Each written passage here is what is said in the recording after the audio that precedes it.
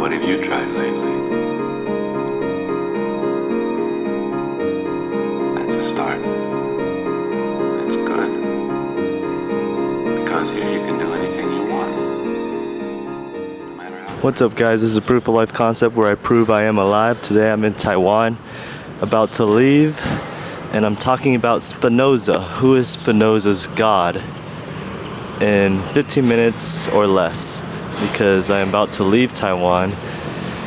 But this is important because Taiwan, I believe, was really the first pure encounter with nature I've had in my lifetime. So it's a crazy thing to be back here 2 years later in Taiwan talking about nature once more with you.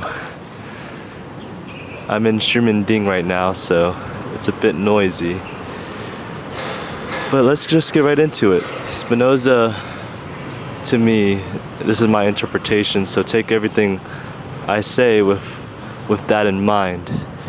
But Spinoza, Baruch Spinoza, was a philosopher, I believe right after the Enlightenment period, who tried to bridge the gap between science and God, or religion. And there's many interpretations, many agreements and disagreements of what Spinoza's view was on God and nature. But a crux of his view was this saying, Deus Sive Natura, which means it's God or nature. Or some may interpret it as God is nature. So what that really means is that everything is an expression of God, a form of God. This one internal substance is God or nature. I was at the Taipei Zoo this past week, and I saw this phrase that really stuck with me that said, "Our solution is in nature," which is crazy because I think this phrase is true, because everything we see, everything we know to be true is from nature. It is our human nature that we have intuition. And Spinoza had this other phrase, scientifica intuitiva. My Latin is bad, so excuse me. But science of intuition. I think science is a form of intuition that we as a collective humanity have towards knowledge and wisdom, towards nature. Science is into our intuition, our collective intuition on nature, which is interesting. I really find that interesting because I've been really digging into this concept of noesis or noetic encounters, and this goes into more of a Platonic view of the world, where there's higher forms beyond us that we tap into, that we find in nature. And it's hard because what we see may also not be true, and that's kind of the leap of faith we have to make, is to believe in our own intuition. If we believe that our intuition is not dependable, how do we even form any sense of wisdom or knowledge? And that's a difficult thing to answer, and I've been toying with this question ever since I've encountered Spinoza's God, because Spinoza's God is Albert Einstein's God. If he were to believe in a God, it would be one that is like Spinoza.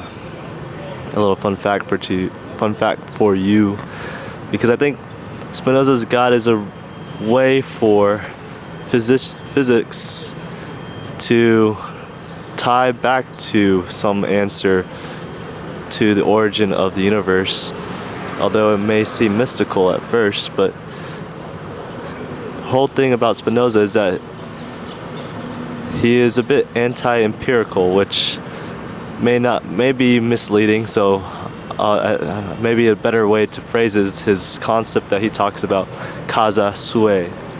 I don't know if that's by him, but it talks about this idea that there are things that cause themselves, sort of like a strange loop. If you haven't seen my video on strange loops, you may want to check that out. But things that cause itself are necessary for our universe to exist, which means that there must be a substance, there must be a God or an entity that causes itself for us to be able to have these forms of expression, these forms of intuition, all these things in nature. So this is where it gets a bit hard, I think, between how people interpret Spinoza and his view. So bear with me as we keep getting tangled in this mess. This is more of a brain dump of my own understanding. Maybe I'll stand up here, enjoy the surrounding nature. But I think everything is either a form of expression or an expression of form. There's nothing else besides that. Everything is a form of expression or an expression of form. So this theory of form, a form world, is again a very Platonic view of the world.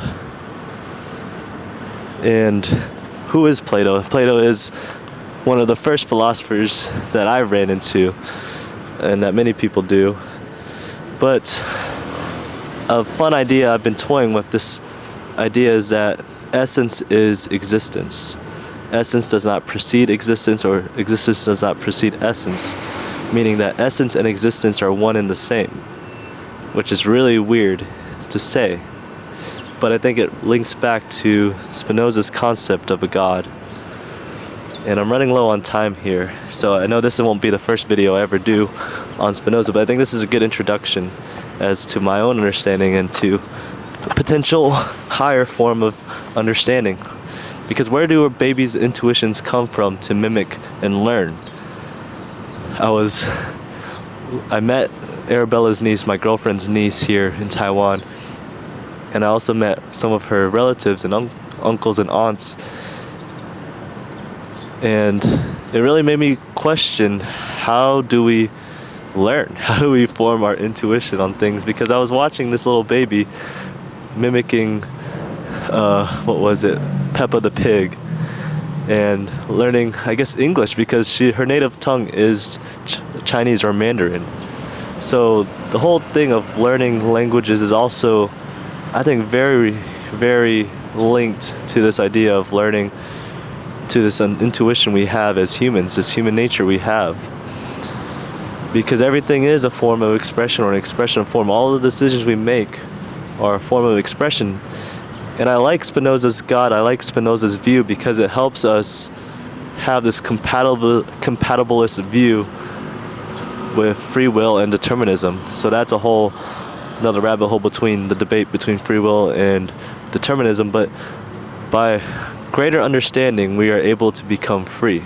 That is the point that Spinoza is trying to make with his bridge between God and nature. By being able to understand nature, you're able to free yourself. You're able to understand more, become into an awareness of what is true, of what is God. What is God to you? So that was a lot to take in, and maybe I'll pause for a bit and enjoy the surrounding nature. There is a temple behind me. I don't know. Maybe we'll try. I have to start heading back because we got to catch a flight and the taxi is on the way. But walk with me as we go back to my girlfriend before she gets mad at me, my boss. I want to share with you, I got this handy cam from one of the stores here in Taiwan, the Video and Audio Street. I definitely recommend. Maybe I'll put some clips of the handy cam and where I bought it from. It helps me witness nature better because it's got like 30x zoom on it. It's so cool. Oh my gosh, dude, like look at that. This is what I wanted all those years ago when I first came to Taiwan. And I got like a cheap one on Amazon. Oh, I think I'm getting notifications of the Uber that was scheduled. But Shiminding, really cool place. It's not open, it's not awake yet. It's open very late, but there's a lot of shops and stuff, which is pretty cool. Here we go. But Yeah, like how do you explain the beauty? How do you explain this sense we have? I don't really know. But I'll try nonetheless, earnestly. However so, I will try. Excuse the shake of the... Oh, this is a busy street. Sorry. Don't mind me. There's that nice cool temple there. And there's a cool tree. Alright. I am coming. Hold on, she's calling me. I got too much stuff in my hands right now. Oh! Let's cross the street this way.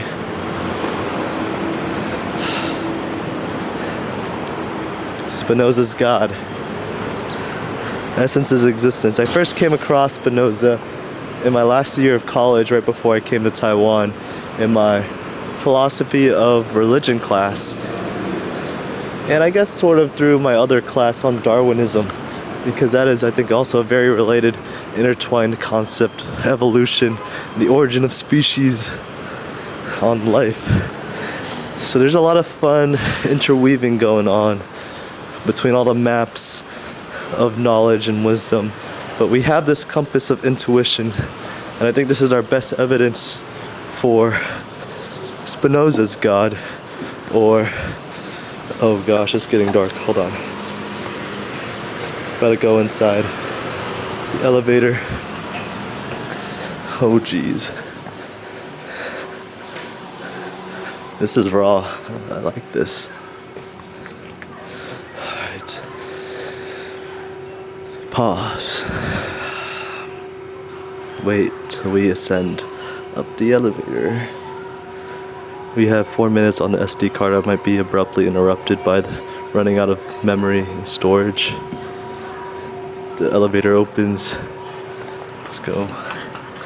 Come on this adventure with me. Oh, perfect. There's a bunch of mirrors as I'm reflecting on these very deep topics. I'm a deep thinker, if you couldn't tell already. Like and subscribe if you haven't already, if you enjoy these kind of videos and follow along the journey. I'm a bit, I think, more clear in my live life letters if you'd like to read my thoughts more. Alright, say hi, Arabella. Hey. Here. Come on, we're late. Let's go. Okay. 39. Oh my gosh, okay. We gotta go. Alright, well, we're cut early. I'll let you guys go. It's dark, and I love you guys. Alright, bye. Alright guys, I want to take these last 3 minutes to apply this more practically, appeal to more practical sense before we take off. We got beef noodle soup, so I'm going to be very quick because I'm hungry and I love beef noodle soup. Niro Mien. We do have our friends, our new friend Freg and our old friend Spike here. If you know, you know. But how can I appeal to a more practical sense with these concepts I've talked about, Spinoza's God and noesis, noetic encounter? I think these are important matters and affairs to consider because it applies to the 4 important matters of human affairs, which is love, spirit, responsibility, and awareness, and the 4 eternal markets, which are health, wealth, relationships, and happiness. So let me slow down just a little bit. But noesis, I don't know if I pronounced that right, is full immersion, full submersion, pure resonance, and pure awareness.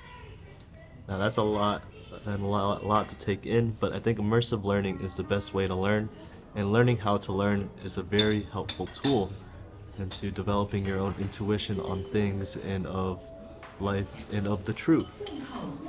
And it helps you understand, if we apply this to even more practical sense, to business and to money. If you understand the shape of business, you can understand and navigate the business world, society, much more easily. If you understand the flow of money and how behaviors are, how human behavior acts and responds, then you're able to be more successful in your business dwellings and in your work, in your business, in your craft, because there is this tension between craft and patronage, which we won't get into right now. But remember, if you understand how to learn, you can understand the shape of business, accounting, how it connects to marketing, how it connects to operations, and how all of this kind of flows together. Because you cannot remember every specific detail of business. You need to develop a compass. You cannot remember every specific detail of a map, but you can develop a strong compass for direction. And if you understand these concepts of intuition, this concept of noesis in Spinoza's gods, I think that helps you to learn, because the moment you stop learning is the moment you die.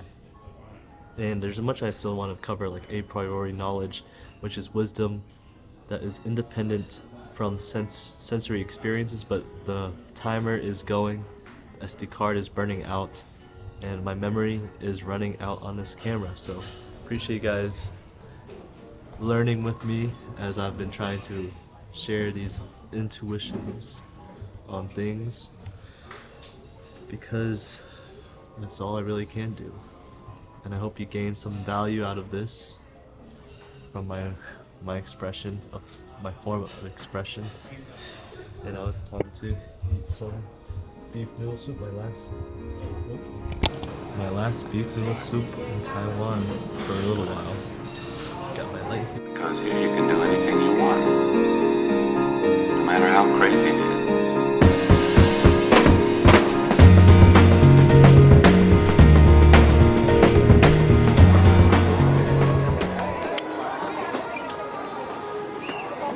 Come on, wind. Yeah. Yeah, one sec.